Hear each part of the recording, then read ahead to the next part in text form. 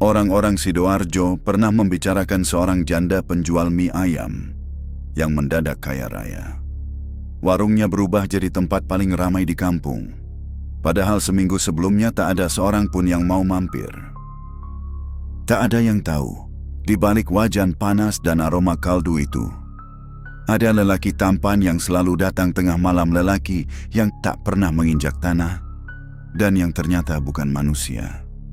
Inilah kisah janda yang menikah dengan penjaga Gunung Kawi. Kisah yang membuat banyak orang percaya rezeki bisa datang dari arah yang tak disangka, tapi selalu ada nyawa yang harus dibayar. Selamat malam para pendengar. Kali ini saya ingin membacakan sebuah kisah yang katanya pernah benar-benar terjadi di Sidoarjo. Kisah tentang seorang perempuan yang hanya ingin hidup layak, tapi terseret jauh ke jalur yang tak pernah ia bayangkan. Namanya Sulastri, janda 2 anak yang tinggal di pinggir kawasan industri Buduran. Ia membuka warung mie ayam kecil tepat di depan pabrik kemasan. Secara logika, tempat itu seharusnya ramai, banyak karyawan, banyak lalu lalang. Tapi entah kenapa, warungnya seperti tak terlihat. Sehari-hari hanya 2 atau 3 mangkuk yang laku, itu pun sering hutang. Hutang ke koperasi menumpuk. Rentenir mulai datang 2 kali seminggu, mengetuk pintu dengan nada yang membuat bulu kuduk meremang. Suatu malam, ketika angin lembab dari arah sungai berhembus pelan, Sulastri berdiri di dapur sambil mengaduk kuah. Tangisnya jatuh ke dalam wajan, bercampur aroma kaldu dan kecap. "Gusti, aku nyerah," bisiknya. Saat itulah pintu warung berderit. Masuk seorang lelaki muda, terlalu tampan untuk ukuran kampung itu, terlalu sopan, terlalu rapi. Ia memperkenalkan diri sebagai Jati. Suara langkahnya ringan, terlalu ringan. Setiap ia duduk, udara di sekitar Sulastri berubah dingin. Seolah ada sesuatu yang tidak ikut masuk bersamanya. Namun malam itu, ia tersenyum, memesan semangkuk mie. Dan sejak detik itu, hidup Sulastri mulai bergeser dari dunia manusia. Sejak malam pertama itu, Jati mulai sering muncul, tapi bukan di jam makan yang wajar. Ia datang ketika warung sudah ditutup, ketika lampu jalan tinggal 1-2 yang masih menyala, ketika angin membawa bau lumpur dari sawah belakang. Selalu begitu. Jam-jam ketika manusia normal memilih tidur. Sulastri awalnya merasa terhibur. Setidaknya ada seseorang yang mau mengobrol dengannya tanpa menagih hutang atau mengeluh soal harga. Tapi makin lama, Jati menunjukkan hal-hal yang membuat punggungnya merinding. Ia tahu hal-hal yang tidak pernah diceritakan Sulastri. Ia tahu nama kedua anaknya. Ia tahu berapa total hutangnya. Ia bahkan tahu suaminya meninggal bukan karena kecelakaan, melainkan kelelahan bekerja lembur demi biaya sekolah. Padahal Sulastri hanya pernah menceritakan itu pada 1 orang, dirinya sendiri, saat menangis di pojok dapur. Ketika makan pun ada keanehan. Mangkuknya selalu kosong dengan bersih, tapi Sulastri tak pernah melihat ia mengunyah. Tidak ada bunyi sendok, tidak ada helaan napas orang yang sedang makan. Hanya sesekali, mangkuk itu bergerak sedikit, seperti ada sesuatu yang tak terlihat menyantapnya. Suatu malam, 2 pegawai pabrik mampir untuk beli mie. Ketika Jati keluar warung, salah satu dari mereka terdiam, wajahnya pucat. "Kak, tadi itu orang, kakinya..." Ia menelan ludah begitu keras. "Kayak nggak nyentuh tanah loh." Sulastri membeku. Ia menepis, tertawa kecil, tawa yang dipaksakan demi menjaga kewarasan. Tapi dari balik tirai dapur, ia melihat bayangan raksasa lewat cepat sekali, seolah mengikuti kepergian Jati. Malam-malam berikutnya, Jati menjadi lebih akrab. Sulastri mulai merasa nyaman, meski perasaan itu bercampur takut. Ada sesuatu dari tatapan Jati. Hangat tapi kosong, seperti ia hanya meniru ekspresi manusia. Pada suatu malam yang lengang, Jati duduk lama di bangku kayu depan warung. Tanpa angin, tanpa suara, ia berkata pelan, "Bu Lastri, Saya bisa bantu. Saya bisa membuat warung ini ramai, hutang sampean lunas, asal sampean mau menerima saya. Nada suaranya begitu halus, tapi di balik itu ada gema rendah, seperti suara dari dasar sumur tua. Udara tiba-tiba berat. Lampu warung berkedip 3 kali. Sulastri menggenggam apron di dadanya. Jantungnya berdebar. Ia tidak tahu dari mana lelaki ini berasal, siapa keluarganya, apa pekerjaannya. Terlalu sempurna untuk hidup di kampung kecil seperti itu. Terlalu misterius untuk dipercaya. Namun ia juga terlalu menawarkan harapan. Sesuatu yang sudah lama tidak pernah ia rasakan. Jati menatapnya dalam, seolah melihat isi dadanya. Pilihanku tidak banyak, Bu. Tapi kalau sampean nerimo, rezeki bakal datang seperti air dari mata bumi. Dan untuk pertama kalinya, Sulastri sadar. Lelaki itu bukan sekadar pelanggan tetap. Ia adalah sesuatu yang datang bukan karena lapar, tapi karena ada yang ia inginkan dari kehidupan Sulastri. 3 hari setelah tawaran aneh itu, Jati menghilang. Tidak ada suara langkahnya, tidak ada bayangannya, tidak ada hembusan dingin yang biasanya mengikuti kedatangannya. Warung kembali sunyi seperti dulu, lebih sunyi malah, karena Sulastri merasa seakan ada ruang kosong yang menunggu diisi. Ia mencoba menepis pikiran itu, tapi tiap malam ia merasa seperti sedang ditinggalkan seseorang yang tak pernah ia miliki. Pada hari ketiga, langit Sidoarjo memerah menjelang maghrib. Udara jadi pekat, seperti ada hujan yang enggan turun. Anak bungsunya, Dani, berkali-kali menolak tidur siang karena katanya ada orang tinggi berdiri di belakang pintu. Sulastri hanya mengusap kepala anak itu sambil menahan gemetar. Ia pura-pura tak percaya, walau hatinya tahu ia pernah mendengar pintu berderit sendiri di dini hari. Malam itu, Sulastri sudah menutup warung. Ia duduk di bangku kayu, menatap mangkuk kosong yang seakan menyimpan jejak keanehan beberapa hari terakhir. Angin berhembus dari arah selokan, membawa aroma lembab yang menusuk hidung. Tiba-tiba, pintu warung terbuka sendiri. Perlahan, sangat perlahan, seperti ada tangan tak terlihat yang mendorongnya. Jati berdiri di sana, tapi kali ini ada sesuatu yang berbeda. Bajunya berdebu, wajahnya tampak pucat, dan dari tubuhnya keluar aroma tanah basah, aroma khas lereng Gunung Kawi. Padahal jarak Kawi ke Sidoarjo bukan main-main. Tidak mungkin seseorang pulang pergi ke sana dalam 1 malam. Bu Lastri, suaranya terdengar lebih berat, lebih dalam. Maaf saya lama, ada urusan di rumah saya. Rumah? Pertanyaan itu hampir keluar dari mulut Sulastri, tapi entah kenapa lidahnya seperti ditahan sesuatu. Ia hanya bisa mengangguk kecil. Jati menatapnya lama. Mata itu tidak memantulkan cahaya lampu, gelap, tenang, tapi seperti berputar di dalamnya. Saya datang membawa pinangan, kata Jati lembut. Sulastri tersedak napas. Pinangan? Sampean serius? Serius, jawab Jati tanpa ragu. Tapi bukan pinangan manusia, ini pernikahan gaib, tidak terlihat oleh tetangga, tidak terdengar oleh manusia, hanya sampean, hanya kita. Sulastri memegangi dada. Bukan karena jatuh cinta, lebih karena ngeri dan bingung. Sampean ini siapa, Jati? Saya ora paham. Jati menunduk. Nama saya Jati, tapi di dunia lain, saya penjaga salah satu jalur di Gunung Kawi. Saya tidak bisa menjelaskan semuanya. Yang jelas, saya bisa memberi sampean rezeki, keselamatan, hidup yang lebih baik. Tapi ada syaratnya. Udara di warung berubah dingin, seperti ada pintu lain yang terbuka di balik punggung Sulastri. Syarat pertama, Jati melanjutkan. Sampean tidak boleh menolak tamu istimewa yang datang ke warung, meski tamu itu tidak terlihat mata manusia. Sulastri menelan ludah. Syarat kedua, sampean tidak boleh bertanya siapa saya sebenarnya. Yang terlihat bukanlah wujud sejati saya.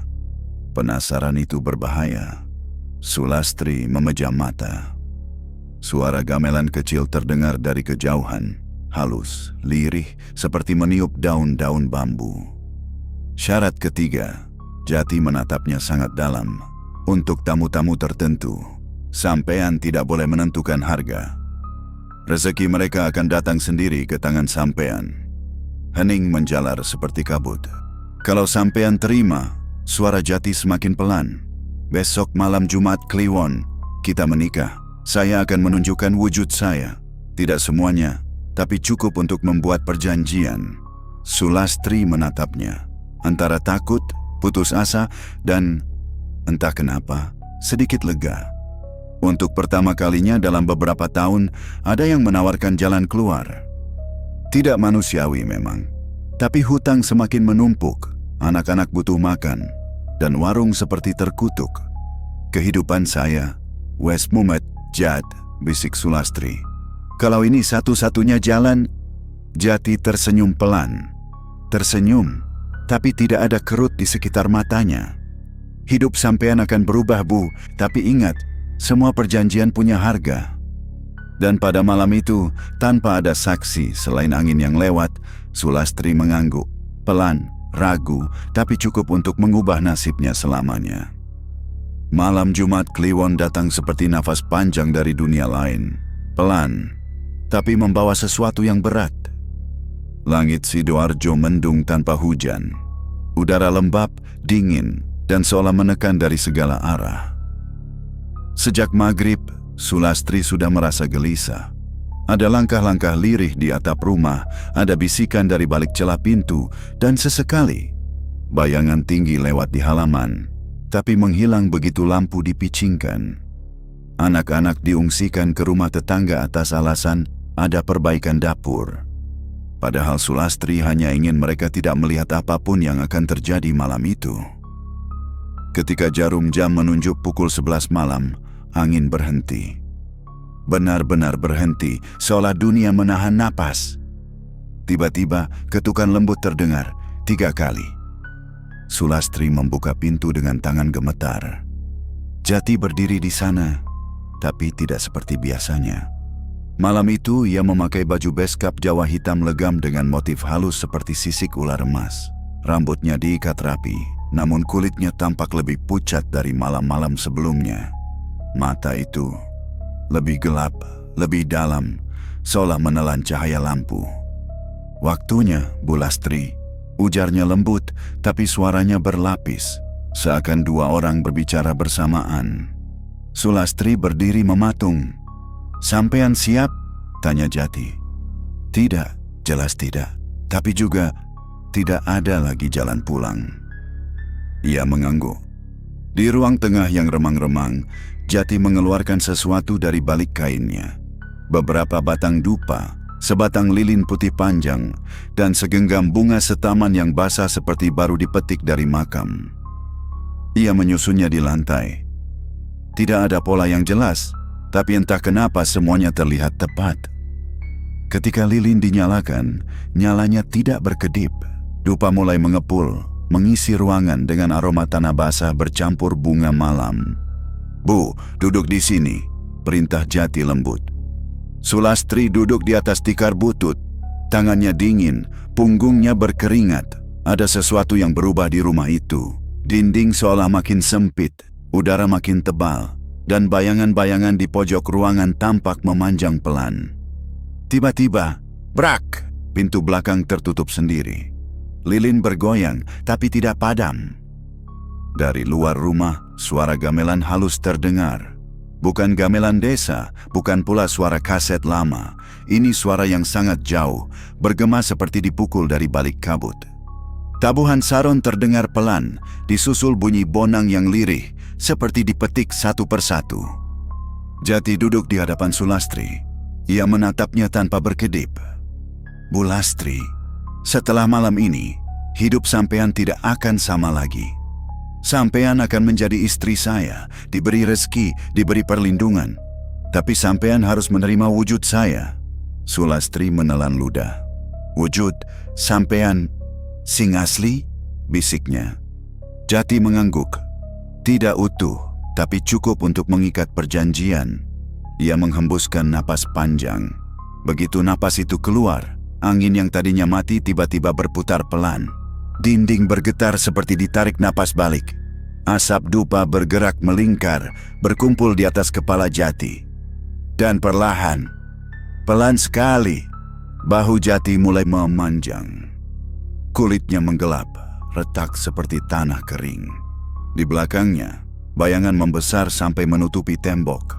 Ada sepasang tanduk samar seperti batang pohon kering, menonjol pelan dari rambutnya. Aroma hutan pegunungan yang dingin dan tua memenuhi ruangan. Aroma lumut, akar basah, dan sesuatu yang hidup. Sulastri menjerit dalam hati, tapi tubuhnya terkunci. Ketakutannya hanya bisa mengalir bersama air mata yang tak terasa jatuh. Jati menunduk sedikit, menyembunyikan sebagian wujudnya agar tidak terlalu mengguncang. "Arahkan tangan sampean," katanya. Sulastri perlahan mengangkat tangan kanannya. Jati juga mengangkat tangan. Tangan itu lebih panjang, lebih gelap, kukunya lebih runcing, meski masih menyerupai tangan manusia. Dari udara kosong di antara mereka, sesuatu muncul. Sebuah cincin perak, dingin, berkilau.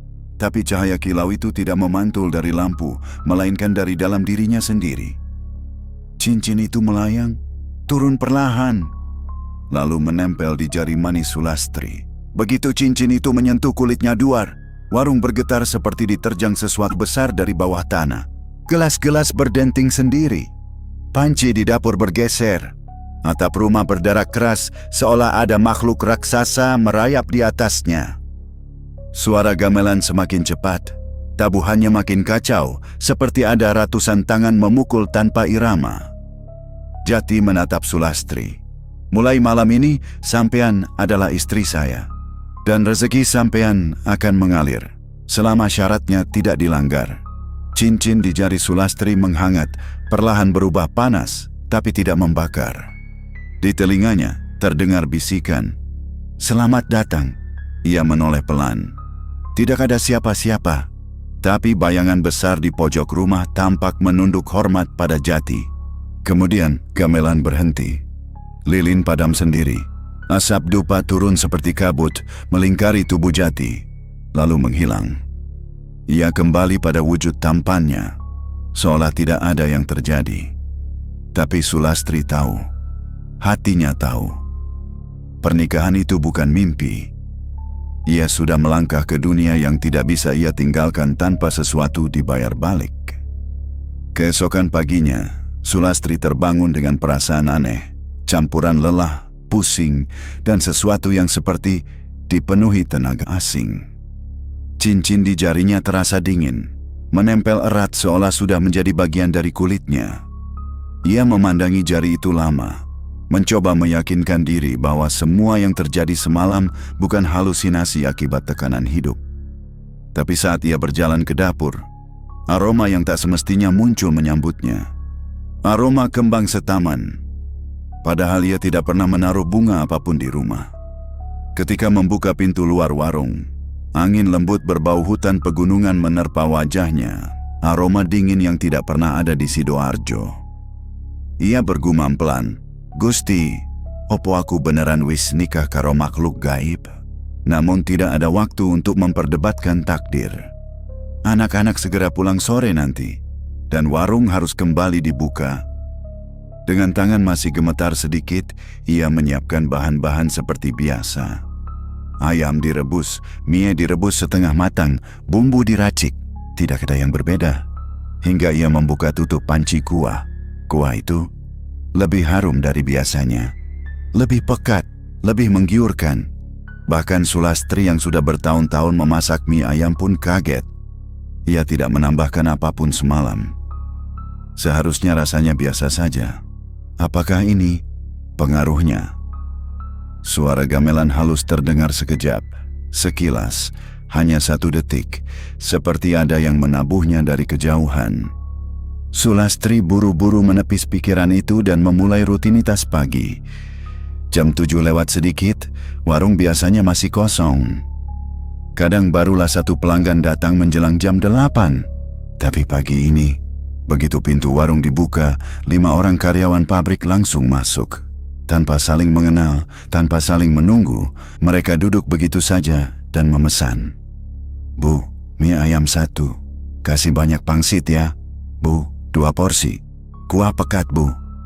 Bu, saya biasanya makan di sebelah, tapi pengen coba di sini. Sulastri tertegun. Ia memasak cepat, menyajikan semangkuk demi semangkuk. Tiap mangkuk habis dalam hitungan menit. Pelanggan bertambah. 10 orang, lalu 15. Bangku penuh. Warung seolah diserbu gelombang pengunjung. Tidak ada promosi, tidak ada perubahan menu, tapi orang datang terus seperti ada magnet yang menarik mereka masuk. Tiap mereka selesai makan, mereka selalu memuji.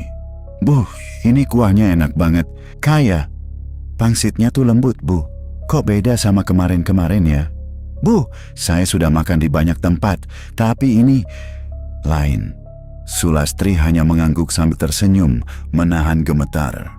Setiap kali pelanggan memuji, cincin di jarinya bergetar pelan, seperti merespon. Siang hari, keanehan kecil mulai muncul.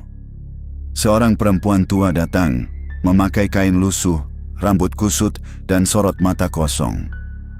Dia duduk di pojok, memesan mie ayam tanpa suara. Ketika Sulastri menaruh mangkuk di depannya, perempuan itu hanya menatap, lalu mangkuknya perlahan kosong sendiri. Tidak ada suara sendok, tidak ada gerakan mengunyah, tidak ada tangan menyentuh mangkuk, hanya kuah yang surut. Dan bunga kembang setaman muncul satu helai di dasar mangkuk. Perempuan itu kemudian mengeluarkan uang receh, 100 perak, 200, 500, segepok receh yang hampir membuat meja penuh. Sulastri ingin marah, ingin menolak, tapi kalimat Yati semalam kembali terngiang. Untuk tamu tertentu, sampean tidak boleh menentukan harga. Rezeki mereka akan datang sendiri ke tangan sampean. Dengan tangan gemetar, ia mengambil receh itu dan memasukkannya ke dalam toples. Ketika ia menutup toples, receh-receh itu sudah berubah menjadi lembaran 50 ribuan. Sulastri langsung lemas. Ia memandangi uang itu lama, napasnya tercekat. Ia tidak berani menyentuhnya lagi. Ketika ia kembali menatap kursi pojok tempat perempuan tua itu duduk, kursi itu sudah kosong. Tidak ada langkah pergi, tidak ada pintu terbuka, menghilang begitu saja. Sore datang, tetapi pelanggan masih berdatangan seperti gelombang tidak berujung. Orang-orang dari kampung sebelah ikut mampir. Sulastri kewalahan, tapi dalam hati ada rasa takut yang menekan. Ini bukan normal. Ini bukan normal. Di antara pelanggan biasa, sesekali ada makhluk yang hanya bisa ia lihat dari sudut mata, seperti bayangan melintas cepat di jendela atau sosok kecil berlari di bawah meja. Tapi tiap ia menatap langsung, tidak ada apa-apa. Anak-anak kecil yang mampir sempat berteriak, "Bu, ada kucing hitam gede banget di belakang warung." Saat Sulastri menengok, ia hanya melihat ekor panjang gelap menghilang ke arah dapur. Malam tiba. Warung baru tutup pukul 11, waktu yang tidak pernah terjadi sebelumnya. Saat Sulastri menghitung uang, ia terkejut. Jumlahnya tidak masuk akal. Seharusnya pendapatan hari itu sekitar 200 ribu. Tapi yang ada di tangan, setelah dihitung 3 kali, lebih dari 2 juta. Cincin di jarinya bergetar lagi. Dari belakang dapur, pintu kayu berderit pelan.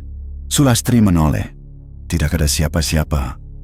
Hanya aroma kemenyan samar yang mengalir masuk ke ruang warung.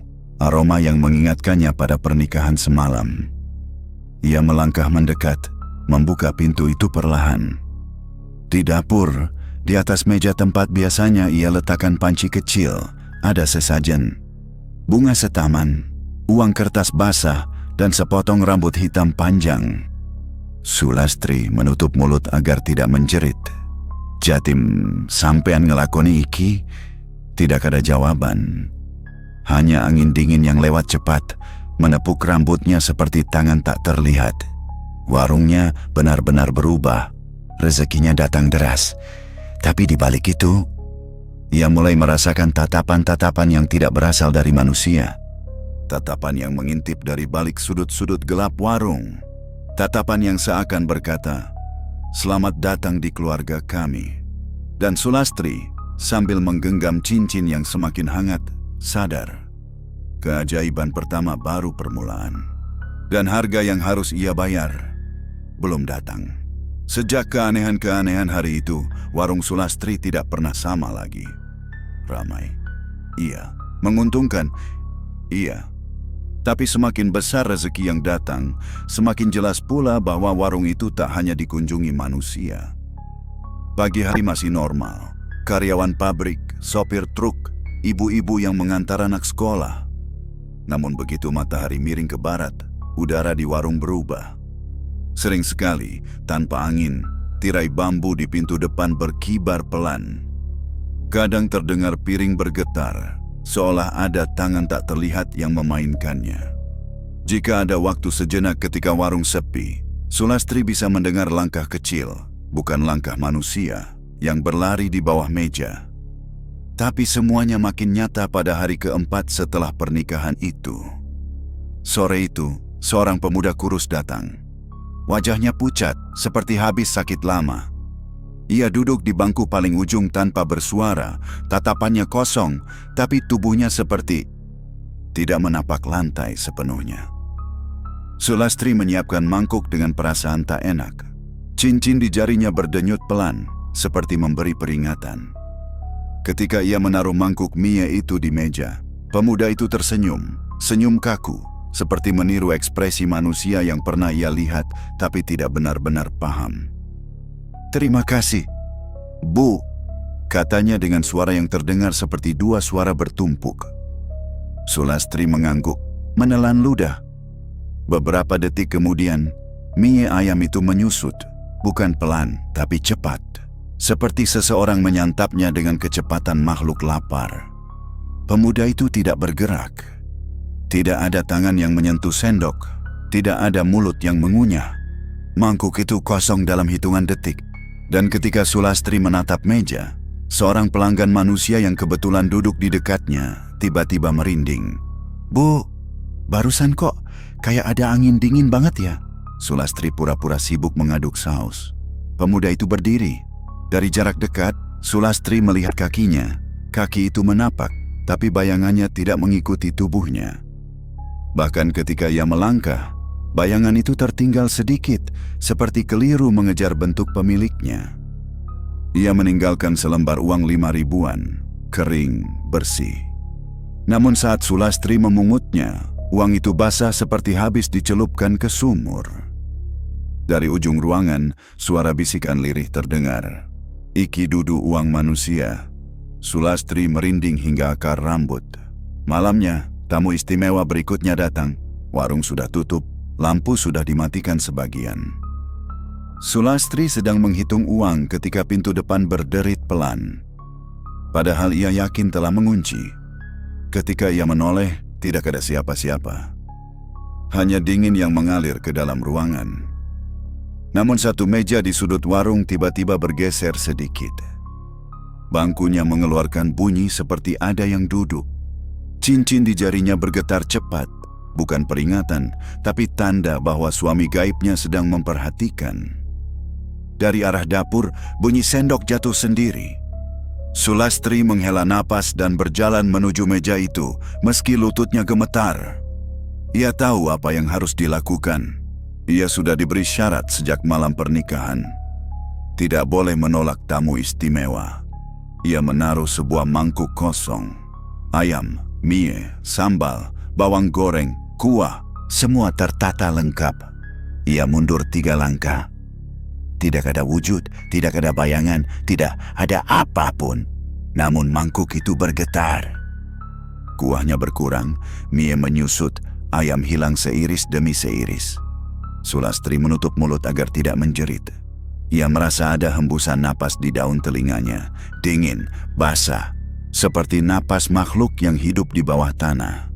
Ketika mangkuk itu benar-benar kosong, sesuatu muncul di dalamnya.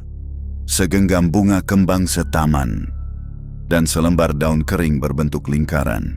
Daun itu bergerak seperti ulat kecil, lalu diam. Sulastri menghela napas panjang. "Tamu istimewa sudah pergi, Bu," sebuah suara berbisik dari balik tirai. Suara yang sangat ia kenal, suara Jati, suami gaibnya, tapi tidak menampakkan wujud. "Jangan takut," semua ini hanya awal. Besoknya, keanehan berikutnya terjadi lagi. Pukul 9 pagi, Sulastri membuka laci uang. Semalam hanya ada uang setumpuk, sekitar 1 juta hasil dari pelanggan-pelanggan malam. Tapi pagi itu, uang itu berubah menjadi 5 juta. Tanpa tambahan pelanggan, tanpa penjelasan. Beberapa lembar uang terlihat basah, beberapa lainnya beraroma tanah. Ada juga beberapa lembar yang seperti dicetak dengan tinta yang terlalu baru, terlalu mencolok, seperti tidak berasal dari peredaran umum. Dani, anak bungsunya, berdiri di dapur sambil mengucek mata. "Ibu, semalam aku lihat Bapak," katanya pelan. Sulastri tertegun. "Sopo nak? Bapak yang baru, yang semalam lewat di langit-langit rumah." Mulut Sulastri rasanya terkunci. Dia nunduk dari langit-langit, Bu. Rambutnya panjang, matanya banyak. Tubuh Sulastri langsung lemas seperti kehilangan tulang. Dani menambahkan dengan polos. "Tapi dia senyum, Bu. Dia bilang, tidur yang nyenyak, nak." Sulastri memeluk anaknya erat, menahan gemetar di punggung. Sore hari, tamu paling aneh datang lagi.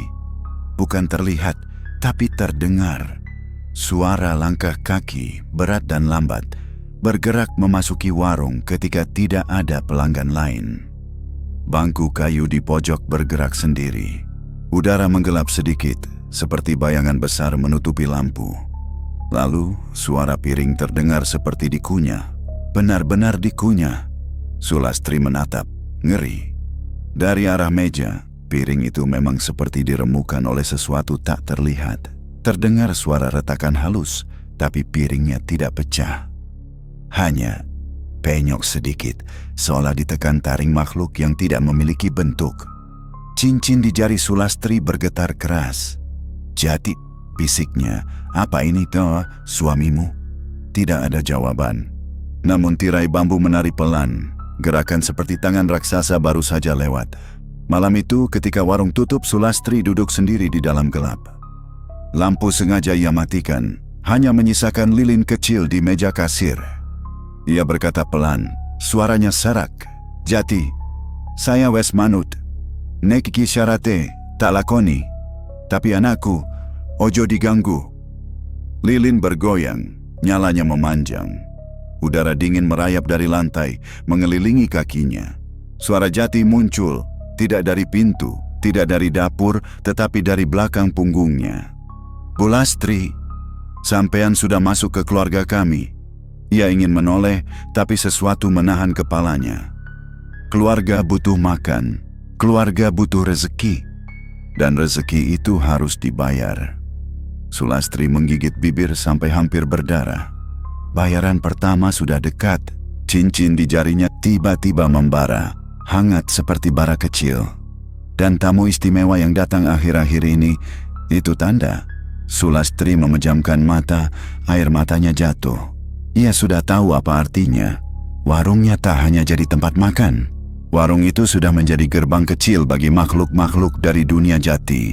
Makhluk yang lapar, makhluk yang iri, makhluk yang menuntut. Dan bayaran itu belum datang. Tapi semakin terasa mendekat. Hampir seminggu sejak pernikahan gaib itu, kehidupan Sulastri berubah total. Warungnya mendadak terkenal di 3 kampung. Uang tidak pernah berhenti mengalir. Dan pelanggan datang dari arah yang bahkan ia tidak tahu dari mana. Tapi setiap berkah, setiap senyum pelanggan, setiap lembar uang yang masuk ke laci, ada bayangan gelap yang ikut menempel. Bayangan itu semakin jelas pada malam Jumat berikutnya. Sulastri sedang membersihkan warung. Sudah lewat jam 11. Pelanggan terakhir baru saja pulang. Angin malam terasa berbeda, lebih berat, seperti membawa sesuatu dari jauh. Lampu warung berkedip 3 kali. Cincin di jarinya terasa panas, seperti bara.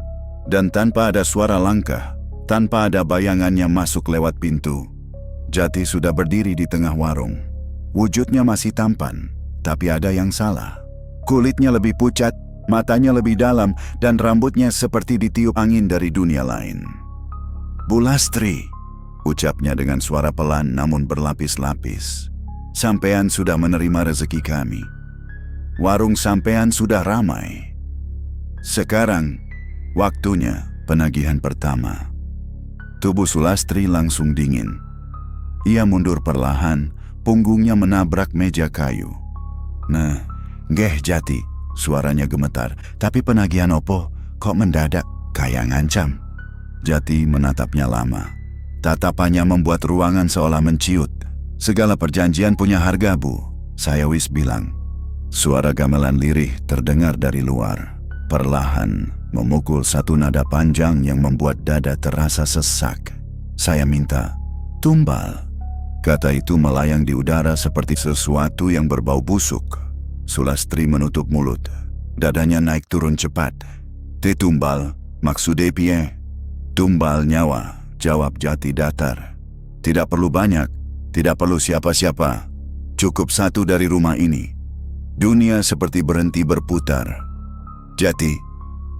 Air mata Sulastri pecah begitu saja. Aku iki janda, Jat. Aku mong duwe loro anak. Sopo maneh sing arep tak korban ke? Sampean wis tau mikir, opo aku iso urip nek kelangan salah siji? Jati masih diam. Raut wajahnya tidak berubah, tapi bayangannya di lantai memanjang, lalu patah membentuk sesuatu seperti tanduk. Bu, katanya pelan. Dunia saya bekerja dengan keseimbangan. Sampean dikasih rezeki besar. Harus ada yang menutup jalur rezeki itu dari dunia manusia. Sulastri menjerit. Ora gelem. Aku ra bakal ngorbani anakku. Cincin di jarinya semakin panas, seperti membara di bawah kulit. Ia berusaha melepaskannya, namun cincin itu terkunci, tak bisa digeser sedikit pun. Tiba-tiba, kursi-kursi warung bergetar. Sendok-sendok bergerak sendiri di atas meja. Pintu belakang terbuka pelintat-pelintut seakan ada angin topan kecil berputar di luar. Bayangan besar muncul di pojok ruangan, tinggi, kurus, kepalanya menyentuh langit-langit. Bayangannya bukan milik Jati. Makhluk itu bergerak pelan, tapi tiap langkahnya membuat lantai bergetar halus. Bulastri. Suara Jati berubah semakin dalam. Kalau sampean menolak, rezeki akan ditutup. Warung ini akan kembali mati. Dan makhluk-makhluk yang sudah menikmati makanannya akan marah. Sulastri menangis semakin keras. Ia menunduk, memegang kepalanya. Bayangan tinggi itu semakin dekat, seperti ingin menelan ruangan. Aku ra bakal milih salah siji anakku, Jat. Suara Sulastri nyaris hilang. Jati menatapnya, lalu bergumam. Kalau begitu saya ambil salah satu. Aja, jeritan Sulastri menggema. Tiba-tiba, angin deras masuk dari jendela warung yang tertutup.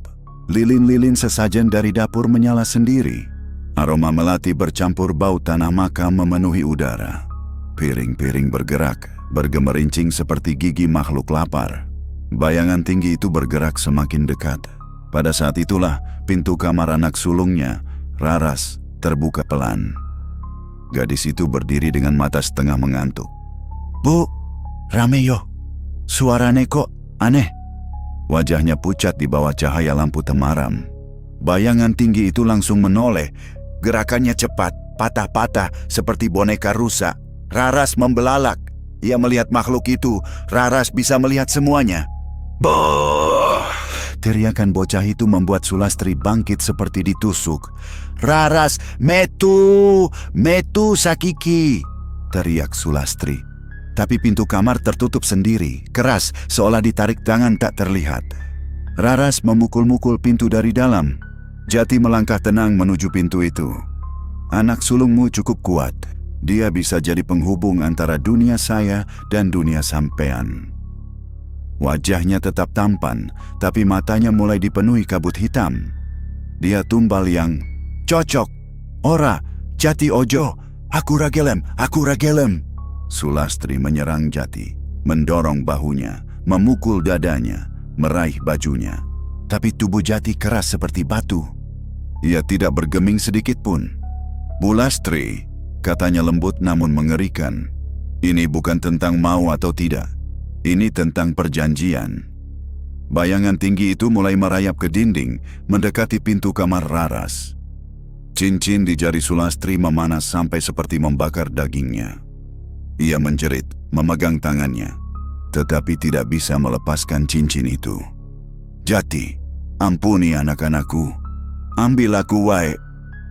Sulastri berlutut, menangis histeris. Jati terdiam. Bayangan tinggi itu berhenti. Selama beberapa detik, ruangan hanya berisi isak tangis, suara gamelan samar, dan suara napas makhluk-makhluk yang mengintip dari sudut-sudut gelap. "Aku sing arep dadi tumbal. Jangan anakku. Tolong." Sulastri tenggelam dalam tangisannya. Jati mendekatinya, berlutut. Ia menyentuh dagu Sulastri dengan lembut, mengangkat wajahnya. "Sampean terlalu berharga. Saya tidak bisa mengambil sampean."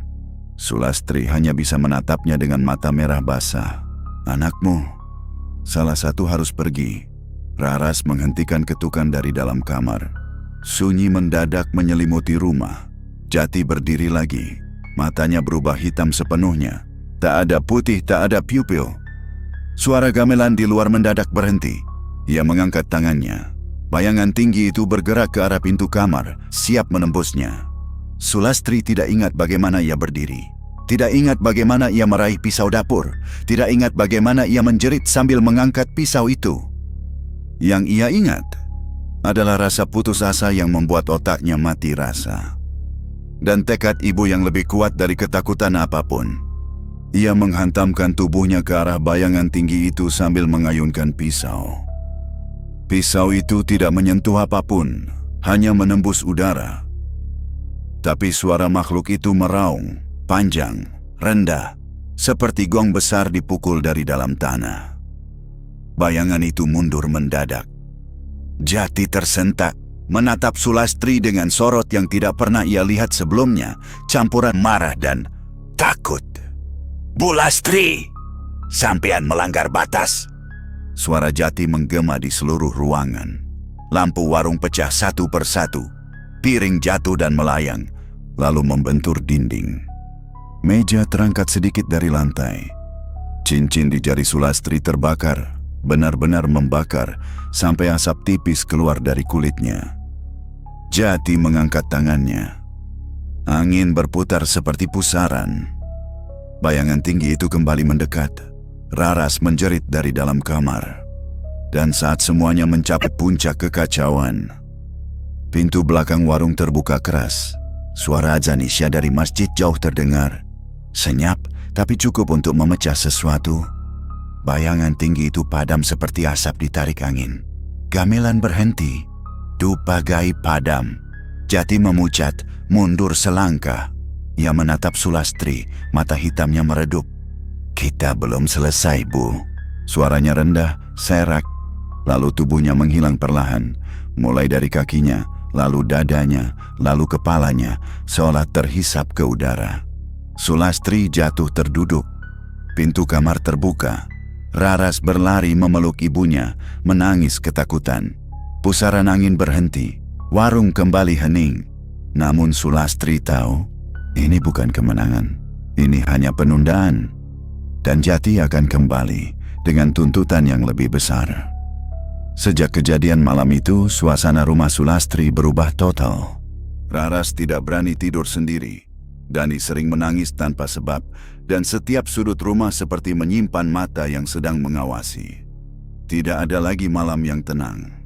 Tidak ada lagi pagi yang damai. Cincin di jari Sulastri masih ada, melekat, menempel seperti bagian kulitnya. Bekas luka bakar di sekeliling cincin itu sudah menghitam. Kadang berdenyut, kadang terasa seperti ada sesuatu di dalamnya yang mencoba keluar. Dan yang paling menakutkan, Jati tidak muncul 3 hari berturut-turut. Bukan berarti ia pergi. Justru keheningan itu terasa lebih berbahaya, seperti malam sebelum letusan gunung. Hari keempat setelah insiden tumbal, Sulastri tidak kuat lagi. Ia menutup warung sejak pagi, hal yang belum pernah ia lakukan sejak pernikahan gaib itu. Orang-orang kampung heran, banyak yang mengetuk pintu, tapi ia hanya menjawab dengan alasan, sakit, pusing, anak demam, atau bahan habis. Padahal yang habis bukan bahan. Yang habis, keberanian. Pada siang hari, seorang ustaz tua, Kiai Mukri, tetangga lama almarhum suaminya, datang setelah mendengar rumor bahwa Sulastri sakit. "Bu Lastri," sapanya pelan. "Sampean kok ora pernah kelihatan, ketoke berat tanggungan sampeyan." Air mata Sulastri langsung mengalir tanpa bisa ditahan. Tangis itu keluar cepat, deras, seperti pintu air yang jebol. Kiai terdiam, lalu berkata lembut, "Ayo cerita Bu, nek sampean pendem dewe, ora bakal kuat." Dan Sulastri akhirnya bercerita, semua, dari awal sampai malam penagihan. Kiai Mukri awalnya hanya mendengarkan dengan wajah serius, tapi semakin jauh cerita itu bergulir, semakin tegang wajahnya. "Kang Jati sing sampean kritake, kui dudu jin sembarangan Bu." Nada suaranya merendah. "Kang Jati iku salah siji penjaga jalur pesugihan Kawi. Kuat, tua, lan ora gampang diusir." Sulastri menunduk, menggigit bibir agar tidak menangis lagi. "Terus, aku kudu piye Kiai? Anakku diganggu, tumbal arep dijupuk, aku ra iso urip koyok ngene terus." Kiai Mukri mengusap janggutnya yang memutih. "Ana siji cara, tapi ora gampang." Sulastri menatapnya penuh harap. "Kita kudu putusno perjanjian kui, langsung di Gunung Kawi." Darah Sulastri seakan berhenti. "Ing gununge Kiai, sampean gawe perjanjian karo penjaga kono. Syaratnya mung bisa dicopot, yen di sana juga diputus. Tapi jelas, Jati bakal ngelawan." Ruangan terasa berputar. Pergi ke Gunung Kawi, menghadapi Jati di wilayahnya sendiri, itu bukan sekadar nekat, itu seperti melompat ke sarang harimau sambil memegang darah segar. Namun ketika Raras tiba-tiba menjerit dari kamar, "Ada tangan di bawah tempat tidur Bu." Ketakutan Sulastri berubah menjadi tekad. "Aku siap Kiai. Aku ra peduli opo sing terjadi, asal anak-anakku slamet." Malam itu juga mereka bersiap. Kiai Mukri membawa tas kecil berisi air zam-zam, garam, beberapa ayat tertulis di kertas kuno, dan sebotol minyak wangi non-alkohol yang sangat menyengat. "Ini minyak misik asli," jelasnya. "Jin-jin sing ala ora seneng karo aromane." Sulastri memakaikan jaket pada Raras dan Dani. Mereka harus ikut, tidak mungkin ditinggal di rumah yang sudah dipenuhi makhluk gaib. Tepat pukul 11 malam, mereka naik mobil pickup milik salah satu jamaah masjid dan meluncur ke arah selatan, arah Gunung Kawi. Perjalanan hampir 3 jam. Angin malam semakin dingin, seperti menusuk sampai tulang. Pohon-pohon yang mereka lewati seperti memanjang, bayangannya menjulur mengikuti mobil. Kadang terdengar suara ketukan di atap, kadang seperti ada sesuatu berlari di samping kendaraan. Kiai Mukri terus membaca ayat, suaranya stabil meski tangannya bergetar sedikit. Di jalan sepi dekat perkebunan, lampu mobil tiba-tiba meredup. "Duh, iki pertanda ora apik," gumam Kiai. Tiba-tiba dari tengah jalan, sosok lelaki tinggi berdiri. Wujudnya kabur, seperti bayangan yang menolak bentuk. Ia berdiri memunggungi mereka, tapi kepalanya menoleh 180 derajat, menatap lurus ke arah mobil. "Jati!" bisik Sulastri, nyaris tak bersuara. Kiai segera mengambil garam dan menaburkannya ke depan mobil sambil membaca ayat kursi keras-keras. Sosok itu mundur sedikit seperti tersengat, lalu menghilang ke kebun. Mobil kembali melaju. Sesampainya di lereng Kawi, hawa berubah drastis. Dingin, sepi. Aroma tanah basah bercampur kemenyan memenuhi udara, seolah gunung itu bernapas. Kiai Mukri berhenti di dekat area yang jarang dikunjungi orang. "Ritual kudu ditindakake nang kene. Iki jalure jin-jin Kawi." Begitu mereka turun, angin berhenti. Benar-benar mati. Seakan dunia lupa caranya bergerak.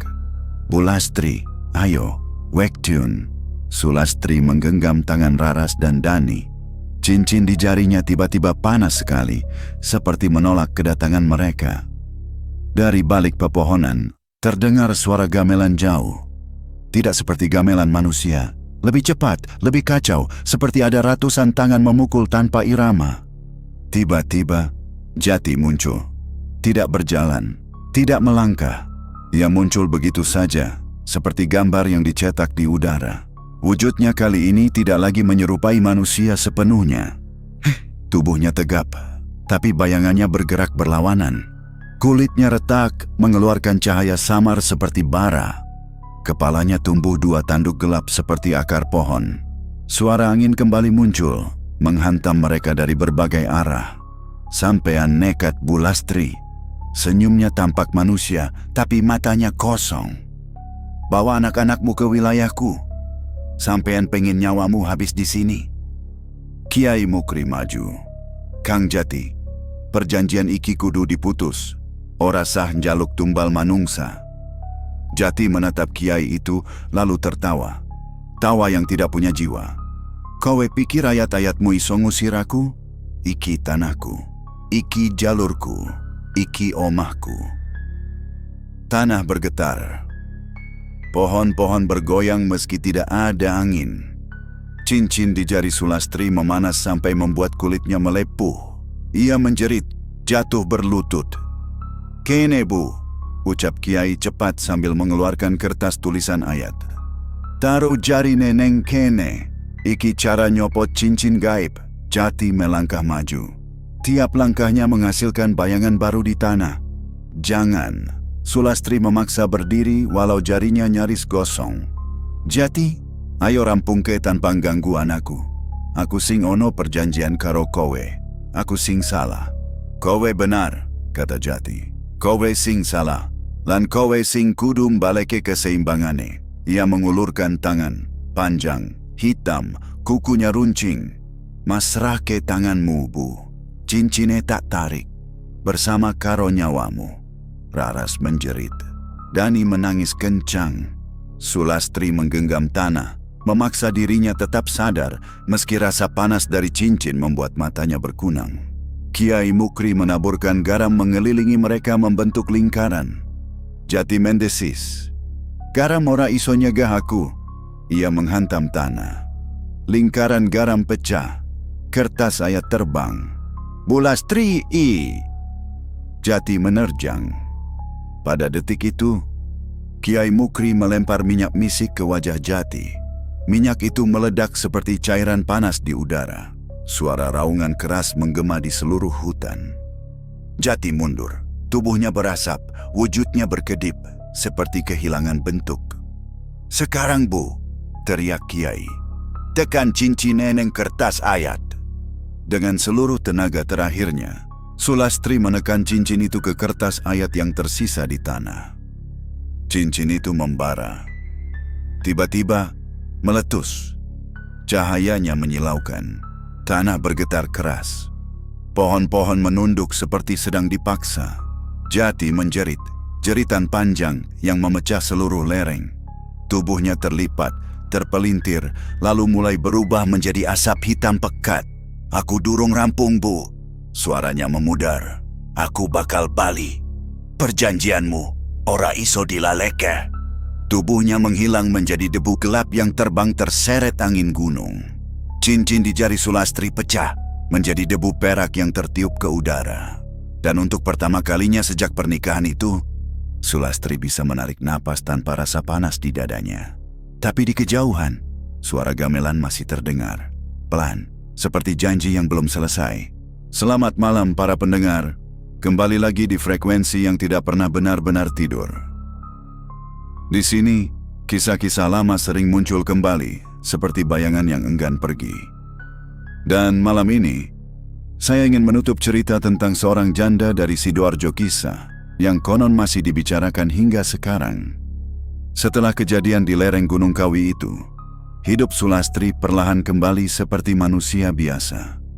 Warungnya tetap berdiri, tapi tidak lagi disesaki makhluk-makhluk lapar dari dunia lain. Tidak ada lagi suara gamelan di malam hari. Tidak ada lagi tamu tak terlihat yang memesan mangkuk khusus. Anak-anaknya tumbuh lebih tenang.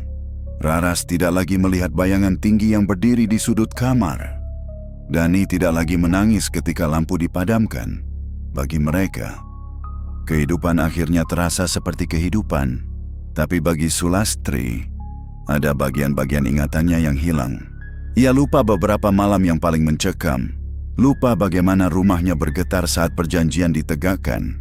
Lupa jeritan, lupa bayangan, lupa wujud asli jati yang hanya pernah dilihat manusia sekali dalam hidup. Kiai Mukri berkata itu efek perlindungan.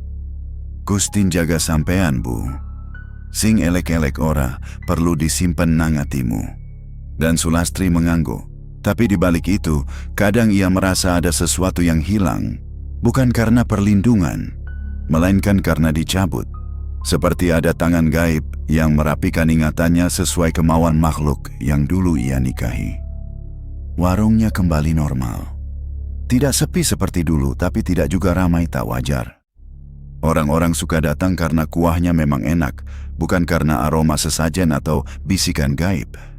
Semua tampak baik-baik saja. Sampai suatu malam Jumat Kliwon, saat ia sedang menutup warung, ia melihat kursi kayu di pojok bergerak sedikit. Tidak keras, tidak jelas. Hanya bergeser beberapa sentimeter, seperti disentuh angin. Padahal angin malam tidak sedang lewat. Sulastri berdiri diam. Dadanya berdegup, tapi ia tidak panik. Ia sudah terlalu lelah untuk takut. "Jati, sampeani sihanayo," bisiknya lirih. Tidak ada jawaban, tidak ada bayangan, tidak ada gamelan. Hanya bau tanah basah, aroma yang pernah menemani malam pernikahannya. Besoknya, Raras bercerita bahwa ia bermimpi melihat cincin perak. Cincin yang meleleh menjadi air, lalu meresap ke tanah. Dan dari tanah itu muncul suara, "Aku menunggu." Perjanjian tidak hilang, hanya ditunda. Sulastri tidak marah, tidak menangis.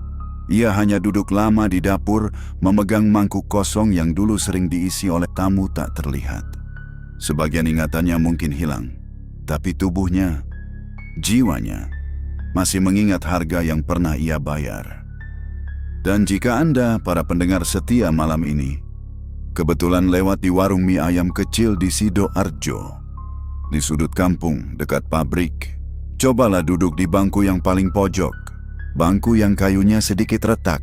Kadang, pada malam tertentu, ada seseorang yang duduk di sana, tampan, terlalu tampan, tidak menyentuh tanah, menatap kuah mie dengan mata yang tidak memantulkan cahaya.